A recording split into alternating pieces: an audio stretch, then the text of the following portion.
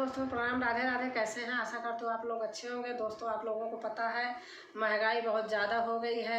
सोना चांदी हर चीज़ महंगा है, साग सब्जी हर चीज़ महंगी है। लोग खाएंगे क्या, कैसे करेंगे?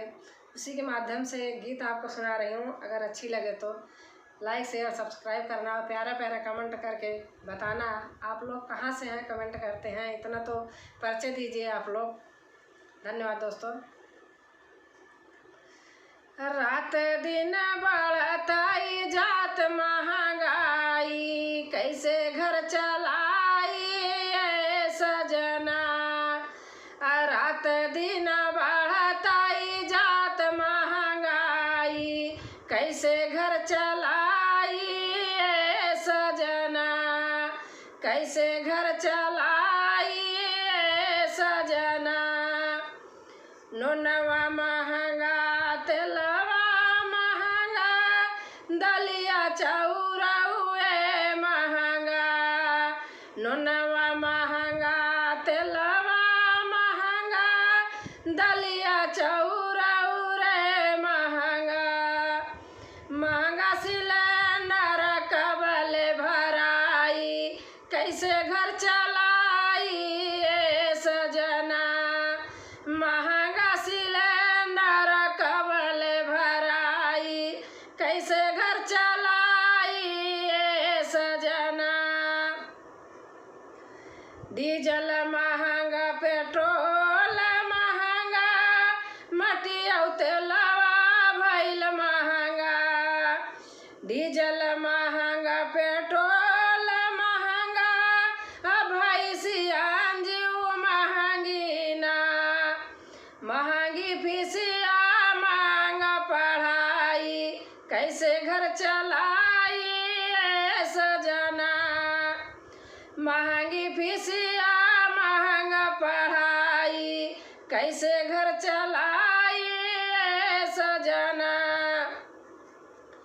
सोनवा महंगा, चांदिया महंगी, महंगी भइल गढ़ाई ना। सोनवा महंगा, चांदिया महंगी, महंगी भइल गढ़ाई ना। पहिले का दिनवा जदे तला उठाई, मंगल सूत्र बनाई ना।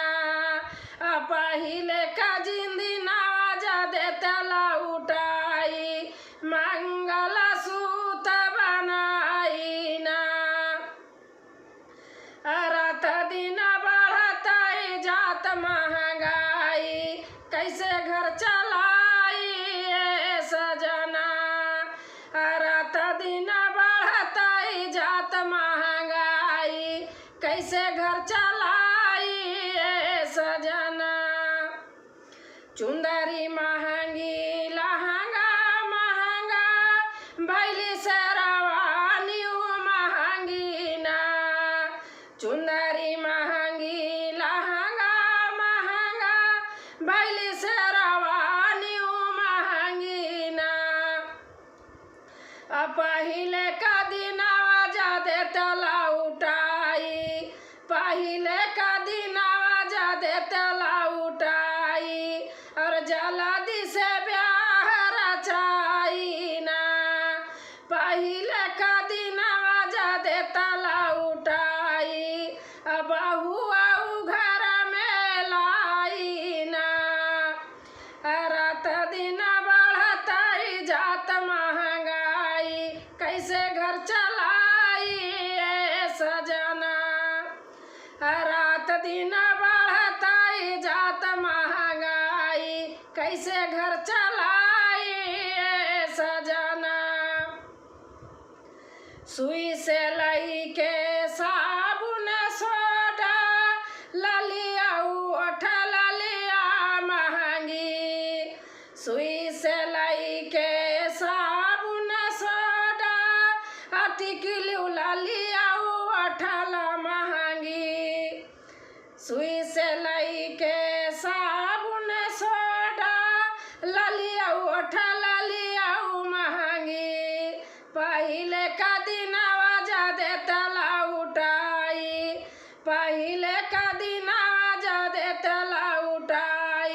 कैसे घर चलाई ए सजना, पहिले का दिन आवाज देता उठाई, कैसे घर चलाई ए सजना।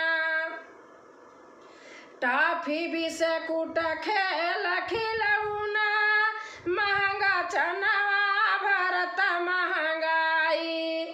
टाफी बिस्कुट खेल खिलौना, महंगा चनवा मारत बा महंगाई, महंगा चनवा मारत बा महंगाई। कैसे घर चलाई ए सजना, पहिले का दिन आवाज देता उठाई, कैसे घर चलाई ए सजना। बिटिया भाई ला दहेज बड़ा महंगा, कैसे ब्याह रचाई हो। बिटिया भाई ला दहेज बड़ा महंगा, कैसे ब्याह